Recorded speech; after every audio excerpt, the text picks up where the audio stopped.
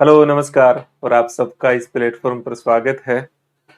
तो प्रीलिम्स के साथ साथ मुख्य परीक्षा की तिथि भी आरपीएससी ने डिक्लेयर कर दी है और आप सब लोगों को जब तक मेरी ये वीडियो पहुंच रहा होगा सबके पास ये सूचना होगी। महत्वपूर्ण बात यह है कि दोस्तों एक महान प्रशासनिक चिंतक हुए हर्बर्ट साइमन, आपने नाम भी सुना होगा। उन्होंने कहा कि मनुष्य अपने निर्णयों का उत्पाद होता है और मेरा बहुत बड़ा बिलीव है। मुझे लगता है कि बात बहुत कुछ सच के नजदीक है। मतलब ये कि आप जो कुछ भी आज हो, मैं हूं या कोई भी है, वो भूतकाल में लिए गए निर्णयों की वजह से है। और भविष्य में जो कुछ भी आप होंगे, कैसा जीवन होगा, क्या सफलता होगी, क्या स्टेटस होगा, किस तरह का आपका स्वास्थ्य भी होगा, सभी चीजें वो भी आज के लिए गए निर्णयों पर ही निर्भर करेगा। इसलिए आरएस मुख्य परीक्षा का जो पहले एक अनिश्चितता थी, वो एक डेट डिक्लेयर हो गई। उसके पश्चात आपकी तैयारी की रणनीति क्या होगी, कैसे आप उसे मैनेज करेंगे, पहले क्या पढ़ेंगे, बाद में क्या पढ़ें, दिन का शेड्यूल कैसे रखें, और उन सब में आपका माइंडसेट क्या हो, आपकी अप्रोच क्या हो, कौन सी पुस्तकें पढ़ें, ये सब चीजें डिसाइड करेगी आपकी आरएस 2026 की फाइनल सिलेक्शन में कि आप कहाँ स्टैंड करेंगे, कैसे रहेंगे। तो मैंने सोचा कि क्यों नहीं मैं ये जो डेट डिक्लेयर हुई है 1 और 2 मई 2027 मुख्य परीक्षा की, लगभग 10 महीना है, इसमें आप आपकी एक क्या स्ट्रेटजी हो सकती है। देखिए, जब मैं ये बता रहा हूं उस समय मुझे ये पूरी जिम्मेदारी के साथ इस बात को समझता हूँ कि बताना बहुत आसान है, लेकिन फिर भी जो एक एक्सपीरियंस होता है उसका एक अलग ही महत्व होता है, ये भी मैं मानता हूँ। ये मुझे कल कोई एक घटना से भी मैं थोड़ा सा जिक्र कर देता हूँ। कल शाम को लगभग ये जिस समय मैं अभी वीडियो बना रहा हूँ 11:30 के आसपास समय हो रहा है, इसी के बाद में मैं लगभग मैं वॉक करता हूँ। तो दो विद्यार्थी जो टीएस में ट्रेनिंग कर रहे हैं अभी 2023 आरएस के बच्चे, वो स्कूटी से घूम रहे थे, मैं दिख गया मेरे पास रोके। मैं नहीं जानता था, लेकिन उन्होंने जो एक महत्वपूर्ण बात कही वो प्रॉपर आरएस में है, एक एसडीएम एक अकाउंट सर्विस। लेकिन उन्होंने जो बात बताई वो बात ये थी कि सर आपने हमसे फोन पे, हम आपके कांटेक्ट में थे 2-3 बार फोन पे, और मैं सबको देता हूँ ये बात अवसर, तो उससे हमें एक सही स्ट्रेटजी मिली और वो हमें काफी मदद की। साथ में मेरी पुस्तक का जिक्र तो उन्होंने करना ही किया ही। तो इसका मतलब ये है कि आज अगर मैं अपने अनुभव से कुछ बात आपके सामने रखता हूँ और उससे आपकी एक सही स्ट्रेटजी बनती है और वो आपकी फाइनल सफलता में मददगार हो जाए, तो मुझे लगता है 10 मिनट मुझे दे देना चाहिए। तो ये 10 मिनट हो सकता है आपके लिए काफी फ्रूटफुल हो। लेकिन इससे पहले एक काम की बात जो आप सब लोग कमेंट्स लिखेंगे वो मैं बता देता हूँ। मेरी पुस्तक का, पब्लिक एडमिनिस्ट्रेशन की पुस्तक का पूरा मैटर लिखा जा चुका है। उसकी पुस्तक जो है वो टाइपिंग के लिए दी जा चुकी है और उसकी प्रूफ रीडिंग भी होने लगी है। अब उसमें जो प्रोसेस होगा वो लगेगा लगभग 1-1.5 महीने, लेकिन उन पूरे मैटर को मैंने नोट्स फॉर्मेट में और साथ साथ में उसमें रैपिड रिवीजन, मतलब एक कीवर्ड्स के साथ रिवीजन, जो आप देखना सीबी कैंपस ऐप में मैंने अलग फोल्डर में भी कर दिया, और वैसे भी वो हिंदी और इंग्लिश मीडियम दोनों में तैयार हो गया है। हिंदी मीडियम का अपलोड हो गया है, इंग्लिश मीडियम 1-2 दिन में हो जाएगा। साथ साथ में मैंने उसमें प्रीवियस ईयर्स के हर चैप्टर के क्वेश्चन और संभावित क्वेश्चन भी डाल दिए हैं। टोटल 560 पेज का मैटर बना है। लेकिन अगर आप देखेंगे तो घबराइए मत, इसमें जो रैपिड रिवीजन और जो क्वेश्चन है उनके लगभग 200-250 पेज तो इनके ही हैं। तो कुल मिला के 300 पेज से ज्यादा नहीं, और पुस्तक फॉर्मेट में आएगी तो 300 से भी कम पेज रहेंगे ये, तो कोई बहुत ज्यादा नहीं है। हाँ, प्रिंटिंग निकालेंगे तो ये आप ही के उसके लिए मैंने थोड़ा रख दिया। मुख्य बात पे, मूल मुद्दे पे दोबारा आता हूँ कि जिस समय मैं रिकॉर्ड कर रहा हूँ 2 जुलाई है, लगभग 11:30 बज रही है रात को, और प्रीलिम्स की डेट अब थोड़ी चेंज हो गई। पहले 29 नवंबर था और अब ये 6 दिसंबर 2026, मतलब 5 महीने हैं हमारे पास। और प्रीलिम्स के बाद में जो मुख्य परीक्षा की डेट भी डिक्लेयर करती है, और ये बहुत अच्छा किया, क्योंकि अनिश्चितताएं खत्म हो गई। वो 1 और 2 मई 2027, मतलब उसके बाद भी 5 महीना, कुल मिलाकर के 10 महीने का समय है। इन 10 महीने के समय को कैसे आप अपनी प्लानिंग का हिस्सा बना सकते हो, तो एक पक्ष मैं दे रहा हूं। आपके पास इसी स्मार्ट तरीका भी हो सकता है, मैं ये भी जानता हूँ, लेकिन फिर भी मेरा एक पक्ष देखो और वो स्मार्ट तरीका दोनों मिल जाएंगे तो हो सकता है कि मामला बन जाएगा। तो ये जो 5 महीने हैं उसमें वो विद्यार्थी, ये मैं उन विद्यार्थियों के लिए बात कर रहा हूँ जिनका कोर्स एक बार पहले प्रीलिम्स का हो चुका है, प्रीलिम्स की तैयारी के प्रति थोड़ा आश्वस्त है, पहले प्री दे चुके हैं और क्वालिफाई कर चुके हैं, या मेंस लिख चुके हैं 1-2, उन सब के लिए मेरा ऐसा मानना है कि जुलाई से लेके सितंबर तक का जो समय है वो कंप्लीटली मुख्य परीक्षा के ओरिएंटेड होना चाहिए, क्योंकि यही 3 महीने एक सीरियस प्रिपरेशन का समय रहेगा। फिर प्रीलिम्स आ जाएगी, फिर मुख्य परीक्षा आपको पता नजदीक आ जाती है, तो केवल फिर राइटिंग स्किल्स काम देती है उस समय। तो इसमें ये स्ट्रेटजी हो, उसमें अक्टूबर नवंबर में आपका प्री और स्पेशली उसके भीतर वो सब्जेक्ट जो प्री और मेंस में है, हिस्ट्री हिस्ट्री है, पॉलिटी है, ज्योग्राफी है, साइंस है, मैथ है, नहीं इंडियन इकोनॉमी है, वो part plus current affair, Rajasthan GK ज्यादा होना चाहिए इसमें। लेकिन इस समय ये फिर उसके बाद प्री के बाद जो दिसंबर का जो समय रहेगा वो कंप्लीटली केवल जो ये 3 महीने में आपने पढ़ा उसके रिवीजन पे आ जाना चाहिए, कि उसको दोबारा से रिकॉल होते हुए वहां तक आ गए। और जनवरी से मार्च तक का समय फिर एक मुख्य परीक्षा, जनवरी फरवरी मार्च, ये एक मेंस की प्रिपरेशन है जिसमें राइटिंग प्रैक्टिस काफी मायना रखेगी। और अप्रैल पूरा का पूरा फिर राइटिंग पे देना चाहिए, आंसर राइटिंग और बड़े मतलब टेस्टेज सारा, तो उसमें केवल लिखने पे फोकस होना चाहिए। ये एक मोटा मोटा मैं ड्राफ्ट समझता हूँ कि एक सही स्ट्रेटजी हो सकती है। इसमें हमारे लिए जुलाई से सितंबर तक का 3 महीने का समय है, इसमें क्या पढ़े? तो इसमें हिस्ट्री ज्योग्राफी ये पढ़े तो मैं कहूंगा नहीं, इनको रोक दीजिए। Third paper plus ethics plus छोटे विषय जैसे मैनेजमेंट, बिहेवियर, लॉ, सोशियोलॉजी, ये जो छोटे सब्जेक्ट्स हैं वो, प्लस हिंदी इंग्लिश की लैंग्वेज, ये प्रिपरेशन पे फोकस हो। लैंग्वेज को डेली 1-1.5-2 घंटे की प्रैक्टिस में लें। साथ ही जो 10% समय है, मतलब अगर मान लीजिए कि टोटल 10 घंटे पढ़ते हो तो लगभग 6-7 घंटे, 6 घंटे ये पढ़िए, 1-2 घंटे ये पढ़िए, 1-2 घंटे लैंग्वेज पढ़िए, और 1-2 घंटे फिर आपका जो प्रीलिम्स ओरिएंटेड कुछ हिस्ट्री देख ली, ज्योग्राफी देख ली, एमसीक्यू निकाल लिया, थोड़ा थोड़ा देखते रहिए, कुछ करंट देख लिया, राजस्थान देख लिया। तो ये स्ट्रेटजी हो। अक्टूबर नवंबर में फिर आप हिस्ट्री, ज्योग्राफी, पॉलिटी जो प्री और मेंस में कॉमन है और जो केवल प्रीलिम्स में है वो, प्लस एमसीक्यू की प्रैक्टिस कीजिए, राजस्थान को थोड़ा ज्यादा फोकस कीजिए और जो करंट डेटा है उन पे ज्यादा फोकस रखिए। तो ये एक पूरे आपका 10 महीने की एक आपके एक पहले माइंड में एक माइंड मैप होना चाहिए, प्रैक्टिस हो। इसके बाद में मुझे लगता है कि ये जो प्रिपरेशन का जो माइंडसेट है आपका जुलाई से लेके सितंबर तक 3 महीने का, उसमें जो आपकी स्टाइल होगी पढ़ने की, तैयारी की, ये बहुत मायना रखेगी। इसलिए इस पे जरूर थोड़ा जागरूक रहे। और देखिए ऐसा होता है कि ये जो समय पे आपने जो फाउंडेशन बनाएंगे वो ही फिर आगे काम करेगी।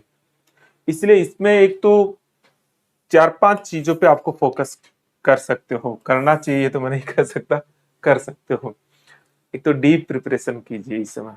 डीप प्रिपरेशन का मतलब होता है कि आप भगिए मत, जो भी आप पढ़े थोड़ा स्लो, समझ, अंडरस्टैंडिंग बेस्ड, कंसेप्चुअल क्लियरिटी, रुक करके 2 बात पूछ करके, ऐसे।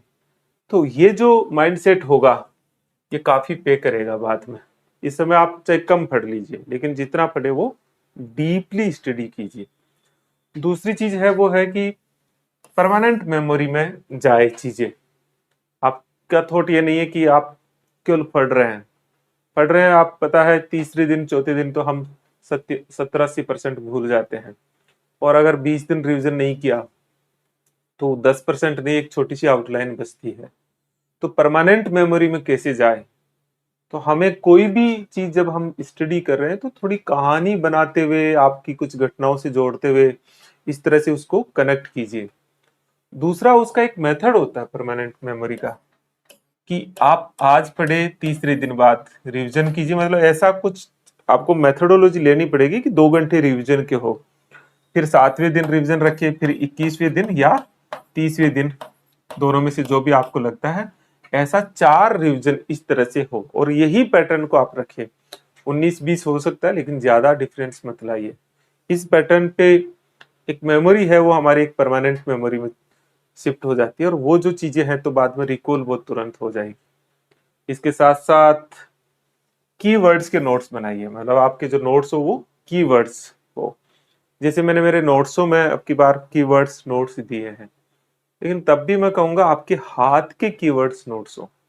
और एक हर सब्जेक्ट की अलग अलग बुकलेट बना लीजिए, उसमें हर के जो कीवर्ड्स है जिसको आप डिकोड कर सकते हो। ऐसे करते हुए एक जो है टॉपिक है उसका एक पेज में कोशिश कीजिए कि वो एक पेज में सारे कीवर्ड्स आ जाए, और वो आपका हाथ का बना हुआ मैटर हो। कम से कम ये काम जरूर कर लेना दोस्तों। अगर ये कर लिया तो बहुत कुछ हल्का हो जाएगा काम। इसलिए किसी के भी, जैसे मैंने भी दिए हैं, काफी अच्छे बनाए हैं मेरी तरफ से, लेकिन तब भी मैं यही कहूंगा, उनको ही देख के चाहे आप अपने हाथ से बनाइए, लेकिन अपने हाथ से बनाइए उन्हें। साथ साथ ही जो सब्जेक्ट है, जो विषय आप पढ़ रहे हो, नहीं कोई भी, जैसे पबर्ड पढ़ रहे हो, पॉलिटी पढ़ रहे हो, मैनेजमेंट, बिहेवियर, चाहे एक्स्ट्रा जो भी आप पढ़ रहे हो, उस विषय की जो भाषा होती है, उसके जो अच्छे शब्दावलियां होती है, क्योंकि मुख्य परीक्षा में लैंग्वेज बहुत मायना रखती है। सब्जेक्ट की लैंग्वेज, लैंग्वेज हिंदी इंग्लिश की बात नहीं कर रहा, उस सब्जेक्ट की जो भाषा है उसको इंप्रूव करने का सबसे सही समय यह है।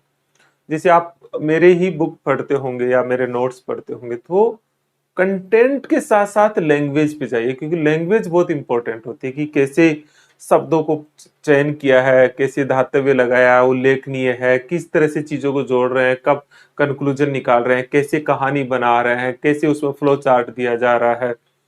तो वो जो लैंग्वेज है वो बहुत मायना रखती है, और वो चूंकि एकदम से इम्प्रूव नहीं होती है। जब तक आप किसी दूसरे की भाषा को नहीं देखोगे और उससे उसको कनेक्ट नहीं करोगे, तो जनरली स्टूडेंट्स का पढ़ते समय क्या रहता है कि वो कंटेंट पे होता है कि फटाफट कंटेंट हो जाए, लैंग्वेज पे नहीं जाता है।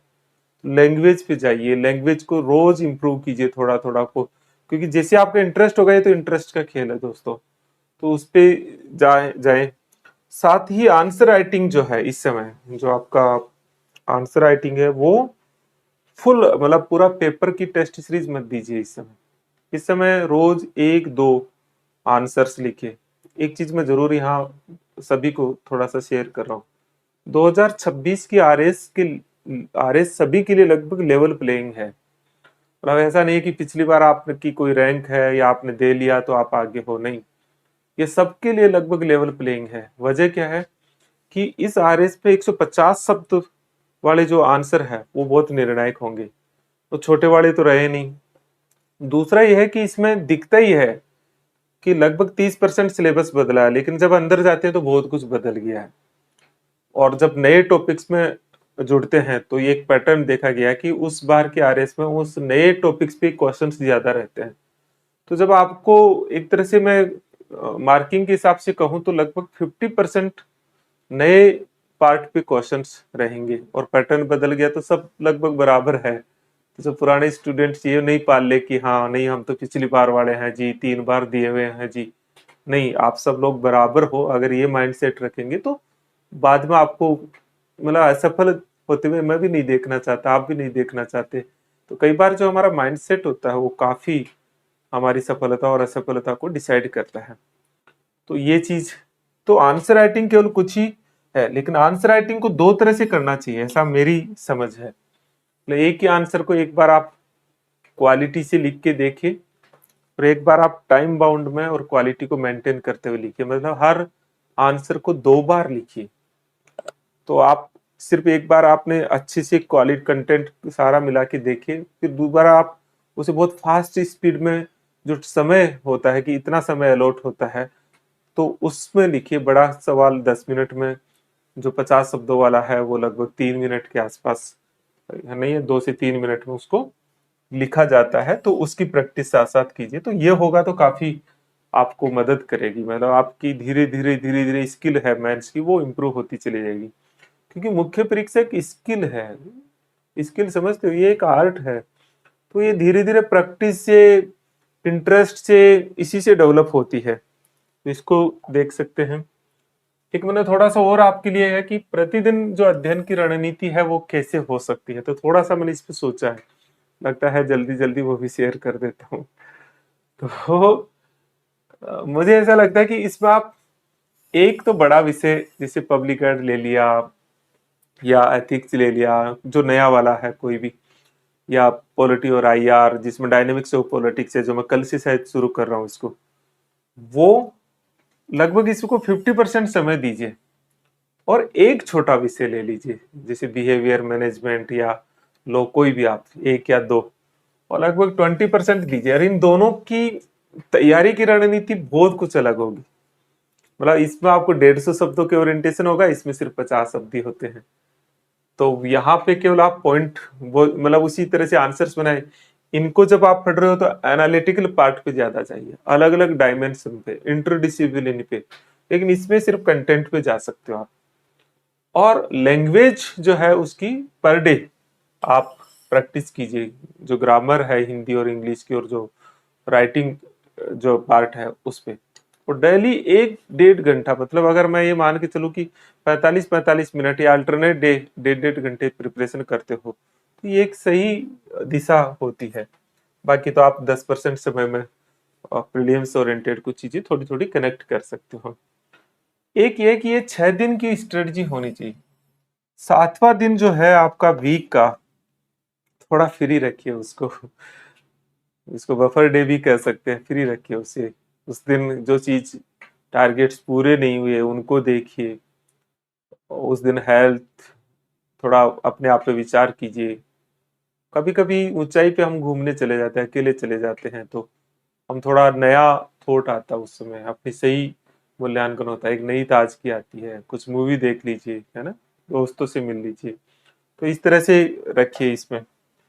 मैं एक और चीज थोड़ी सी शेयर कर देता हूँ कि आप जो हर दिन का जो शेड्यूल है उसमें एक बैलेंस रखना बहुत जरूरी है। Health, diet, meditation, sleeping, social media, relation, study.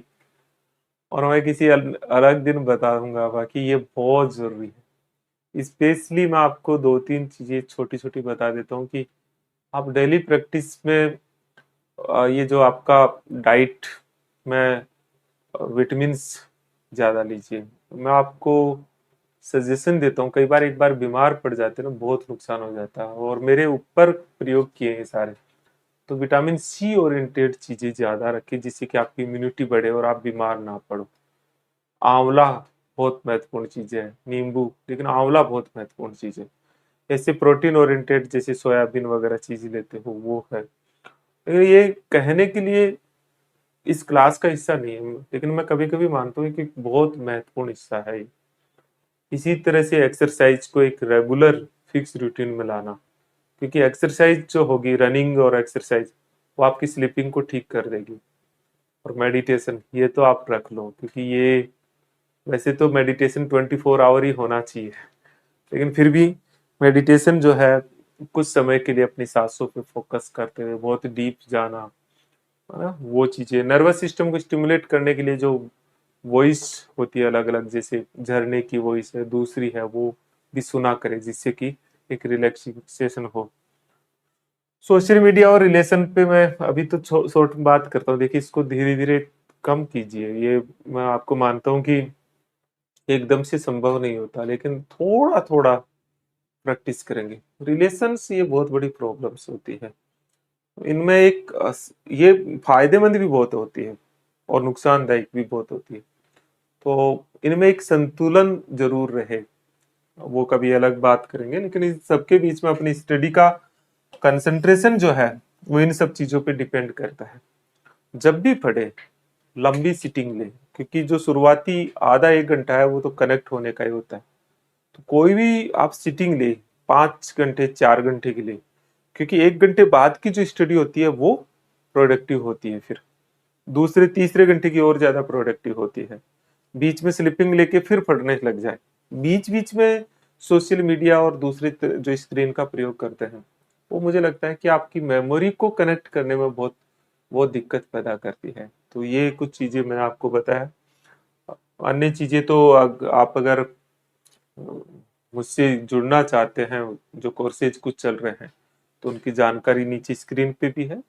बाकी सीवी कैंपस ऐप पे ऑनलाइन रूप से मैं लगातार जुड़ा रहता हूँ। उस पे एक इंटीग्रेटेड कोर्स है जिसमें पबेड, एथिक्स, पॉलिटी, आईआर और इंग्लिश लैंग्वेज का पुराना बना हुआ तो मैं डाल दिया हूँ। पबेड, पॉलिटी और एथिक्स से सेपरेट सेपरेट भी है। और नोट्स मैंने, जो कोई स्टूडेंट को ऐसा लगता है कि मुझे तो क्लासेज नहीं, हालांकि एक बात मैं बहुत जरूरी, ये सबसे मैं बता देता हूँ, मुझे लगता है ये भी बहुत जरूरी बात है कि मेरे जो नोट्स है वो मेरी बोलती हुई भाषा है। मैं जो क्लास में बोलता हूँ, जो सोचता हूँ, वही मेरी पुस्तक बनती है। इसलिए मेरी जो क्लास में जो मैं, मतलब क्लास भी आप देखोगे तो मैं उसमें खुद भी डूब जाता हूँ बोलता बोलता। तो उसको सुनने के बाद आपको नोट्स पढ़ना या मेरी बुक पढ़ना, वो सामान्य सी हो जाएगी चीजें। अदरवाइज तो आप डिकोड करते रहोगे, समझते रहोगे, रटते रहोगे। तो आप देख लीजिए, लेकिन अगर आप कोई बहुत ज्यादा, मैं धीरे धीरे कोशिश कर रहा हूँ कि अगर, क्योंकि अभी क्या शुरुआती दौर में इसमें खर्चा काफी हो गया, अदरवाइज मेरा बिल्कुल इंटरेस्ट नहीं है इन सब चीजों में। मैं चाहता हूँ कि अगर आपकी अच्छी संख्या में हो जाएंगे, मैं खुद ही इसको इतना रिड्यूस कर दूंगा कि लगभग बहुत हर कोई कम से कम उसमें कर ले। लेकिन अभी तो इसमें बहुत ज्यादा, मैं, मेरे पास कोई ज्यादा रिसोर्सेज तो है नहीं, ना मैं कोई ज्यादा सोचता हूँ कि इसमें कोई ग्लोरीफाई करूँ या इसमें दावे करूँ। ये चीजें हैं। आप में से फिर भी कोई विद्यार्थी को लगता है कि मुझे, मुझसे बात करके उसको सहायता मिल सकती है, तो ओपन है। लेकिन यह है कि वो कॉल ना करें। तो नीचे दिए गए नंबर्स पे तो आप कोई इनके बारे में आप देख लीजिए। अदरवाइज तो आप मुझसे अगर बात करना चाहते हैं तो एक टेक्स्ट मैसेज कर दीजिए। मतलब मेरे मोबाइल नंबर पे जो एक ही है, ये भी, ये भी, हाँ चलो मैं यहाँ लिख देता हूँ। तो जो, क्या बात है,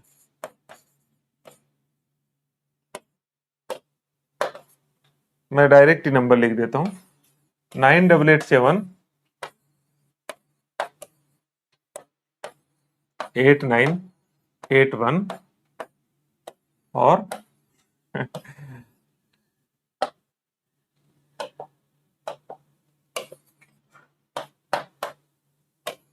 81। ये इस पे सिर्फ टेक्स्ट मैसेज कीजिएगा। शायद, पता नहीं, मुझे रात के समय देख रहे होंगे कि इतना, आप भी थोड़ा आराम कर लो, सो जाओ, तो इसलिए इस पे आप टेक्स्ट मैसेज कर दीजिएगा। तो मैं आपको बता दूंगा कि मैं किस समय फ्री रहता हूँ, उस समय आप फोन कर लीजिए, बात कर लेंगे। तो चलिए, थोड़ा लंबा तो हो ही गया मुझे लगता है। मिलते हैं फिर। सब खुश रहिए, स्वस्थ रहिए। नमस्कार।